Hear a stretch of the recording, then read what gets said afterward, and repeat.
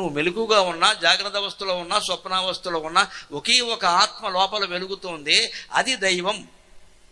ఎప్పుడూ ఉండేది దైవం, ఒకప్పుడే ఉండేవాడు జీవుడు అని చివరగా ఇప్పుడు 10వ శ్లోకంలో పంచభూతాల సమ్మేళనంతో మన శరీరం సృష్టి ఎలా ఏర్పడిందో చెబుతున్నాడు. భూరంభాం శనలోనిలోంబర మకర్నాథో హిమాంసు పుమాన్ ఇత్యాభాతి చరాచరాత్మకమిదం యస్యైవ మూర్ధ్యష్టకం నాన్యత్ కించన విద్యతే విమృశతాత్ యస్మాత్ పరస్మాద్ విభోః తస్మై శ్రీ గురుమూర్తయే నమ ఇదం శ్రీ దక్షిణామూర్తయే.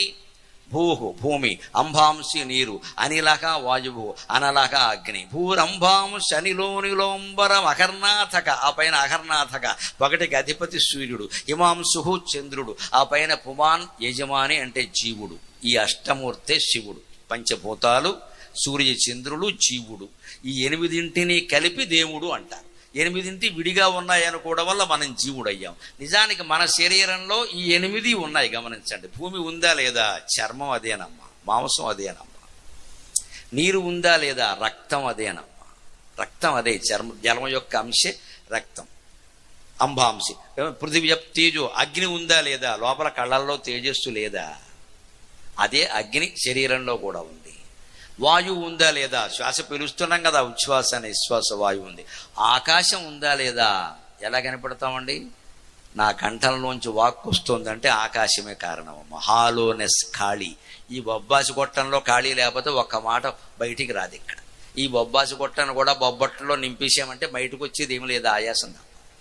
అందుకని కాస్త ఎంతవరకు తిన్నా ఏమంటారు, పీకల దాకా తిన్నాకైనా ఆపేయి అంటారు. మాట రావాలిగా. అక్కడ కూడా నొక్కేస్తే అలాగే ఖాళీగా ఉంది కదా. ఓ రాజుగారు పాపం ఒక పెద్ద మనిషికి భోజనం పెట్టి అంతా అయిపోయింది, బాగా తిన్నట్ట. అంతా అయిపోయిన తర్వాత ఒక్కపొడి ఇచ్చాట.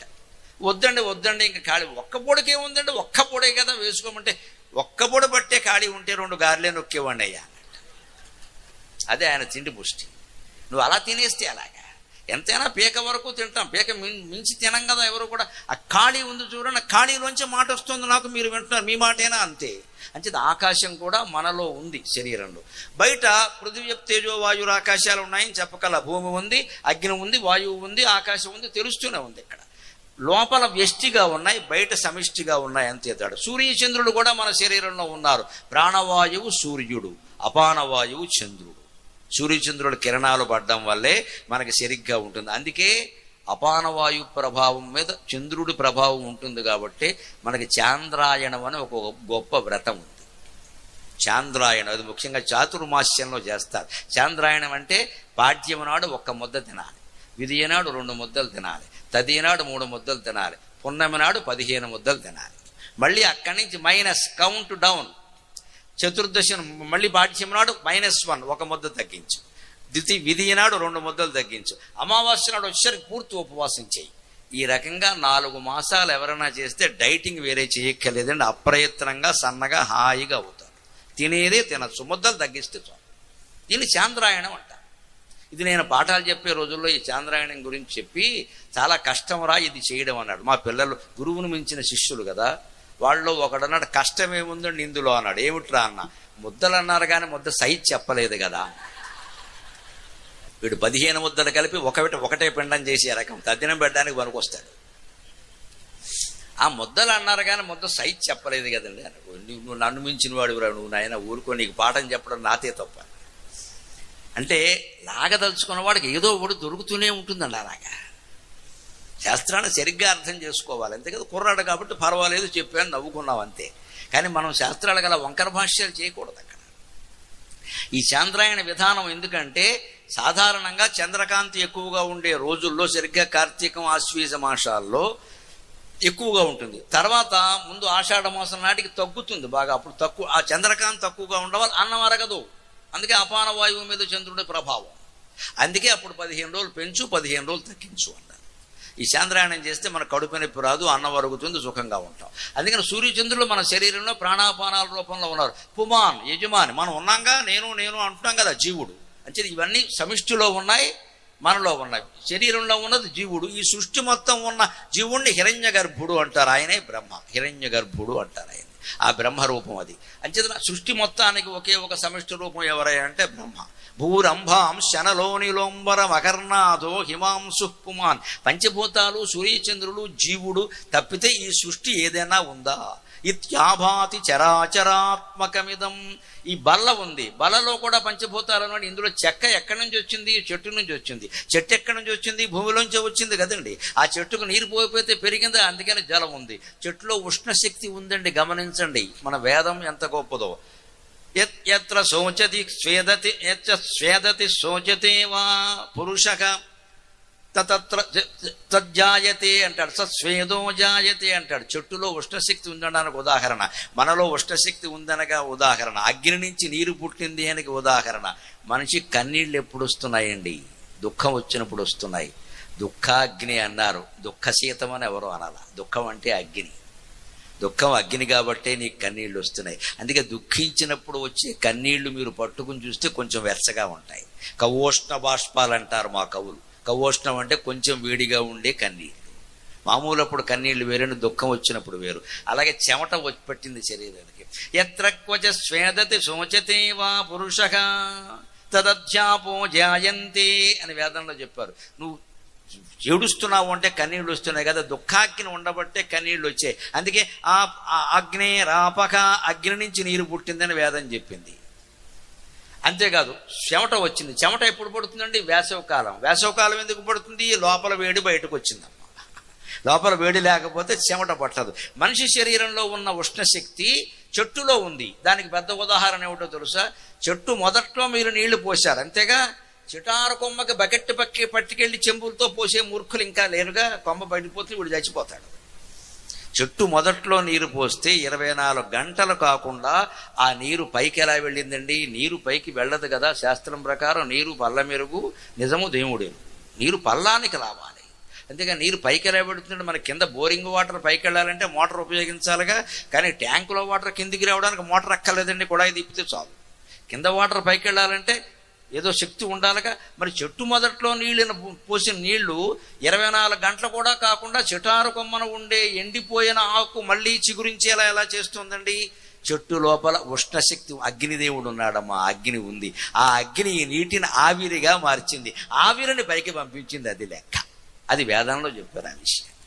చెట్టులో అగ్ని శక్తి ఉంది. అందుకే పూర్వం అగ్గి పొలాలు వాడేవారు కాదు, కొయ్య పెట్టి మధించేవారు. ఇప్పటికీ యజ్ఞం చేస్తే మదనమే చేస్తారు, ఆరణి అగ్ని అని. చెట్టులో అగ్ని లేకపోతే నువ్వు ఎంత మధిస్తే మాత్రం ఓ ప్లాస్టిక్ సీసా ఇంకో ప్లాస్టిక్ సీసా పెట్టి మధించు, ఆయాసం వస్తుంది, అగ్ని రాదు. ఎందుకంటే అందులో అగ్ని లేదు.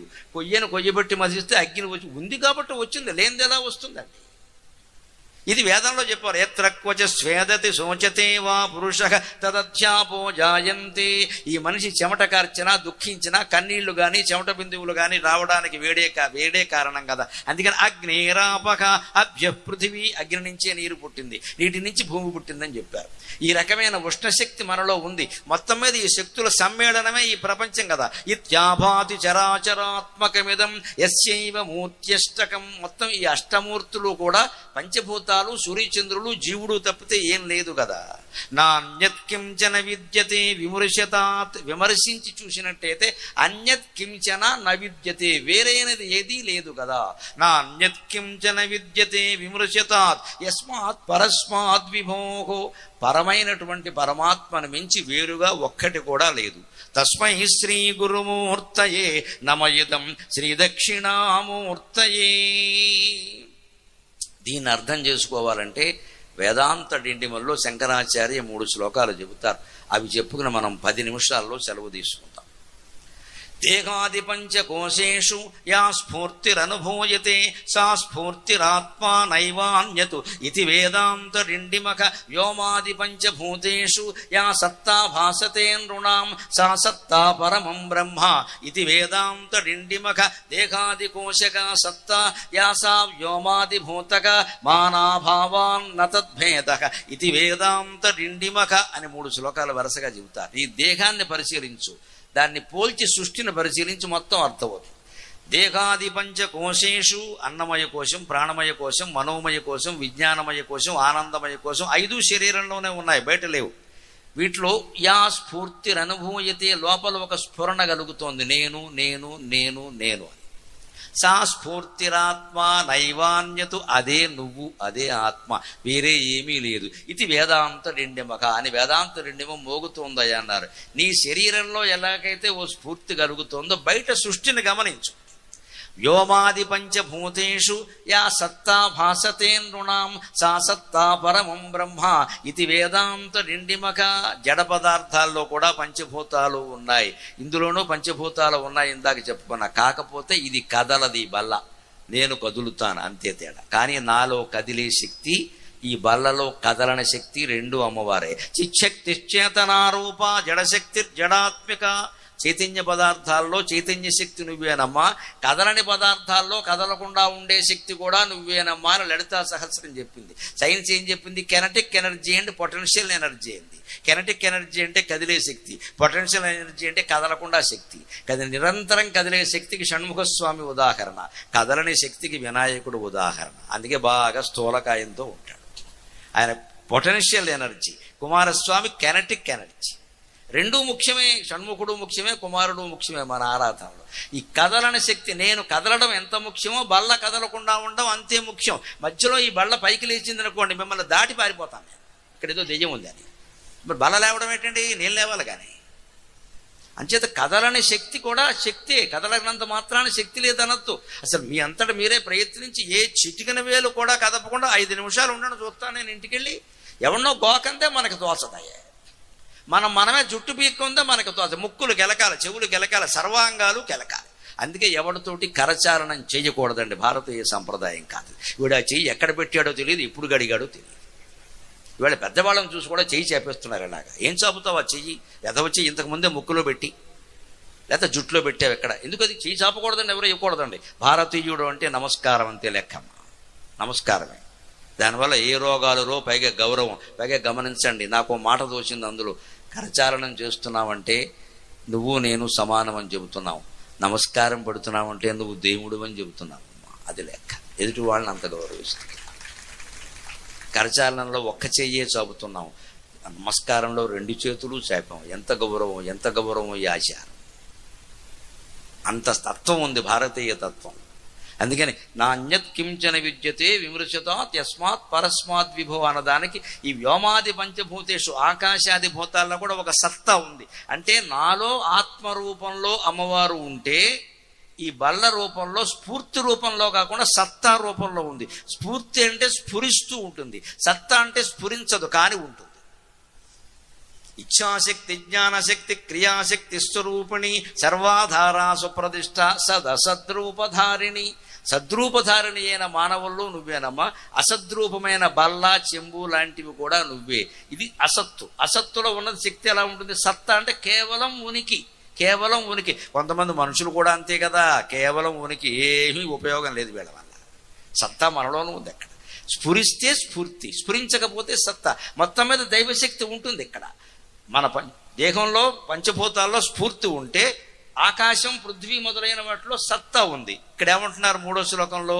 దేహాది కోశక సత్తా యాసా వ్యోమాది భూతక.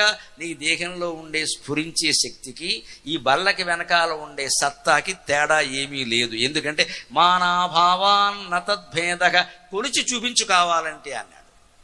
ఆ సత్తా ఎంతో, నీలో ఉన్న స్ఫూర్తి ఎంతో కొలవగలవా? మనం ఎంతగా నేను నేను నేను అనే దాన్ని స్ఫురించే దాన్ని చూసినా దాన్ని కొలవలేవమ్మా. అది పొడుగు కాదు, అది పొట్టి కాదు, అది నల్లది కాదు, అది తెల్లది కాదు, అది సన్నది కాదు, అది లావుది కాదు. అందుకే వేదంలో ఏం చెబుతారు? తత్తదేజతి తన్నైజతి తద్వదంతూరే తద్వదంతికే తదేజతి. అది కదులుతోంది. తన్నైజతి కదలనిది కూడా అదే. తద్దూరే దూరంగా ఉన్నది అదే. తద్వదంతికే సమీపంగా ఉన్నది అదే. అంచేతను బయట ఉన్న సత్తా లోపల ఉన్న స్ఫూర్తి రెండూ ఒక్కటే. కొలిచి ఇది బయటి సత్తా, ఇది లోపల సత్తా నువ్వు చెప్పలేవు కాబట్టి రెండూ ఒకటే. దాన్నే మంత్రపుష్పంలో ఏం చెప్పారు? అంతశ్చరతి భూతేషు. శ్రీమన్నారాయణమూర్తి లోపల బయట కూడా స్ఫురిస్తూనే ఉంటాడు ఆయన. అంతశ్చరతి భూతేషు గుహాయాం విశ్వమాత్మనః. అన్ని జీవులలోనూ లోపల బయట కూడా స్ఫురిస్తాడు. అంచేత మన దేహంలో ఏది ఉందో బయట అదే ఉంది ఖచ్చితంగా. మానాభావాన్ నతద్భేద. కొలిచి చెప్పలేం కాబట్టి ఇందులో జీవుల్లో శక్తి ఏదో ఈ బల్లలో శక్తి ఏదో మనం చెప్పలేం. ఉండడం మాత్రం అంతటా చరాచర జీవరాశులైన ఈ సృష్టి అంతటా నిండి ఉంది అని స్తోత్రాన్ని ముగిస్తూ ఇప్పుడు ఫలశ్రుతి చెబుతున్నారు. సర్వాత్మత్వమితి స్ఫుటీకృతమిదం యస్మాదముష్మిం స్వస్తవే తేనాస్య శ్రవణాత్ తదర్థమననాత్ ధ్యానాచ్చ సంకీర్తనాత్ సర్వాత్మత్వ మహావిభూతి సహితం శాది ఈశ్వరత్వం దధా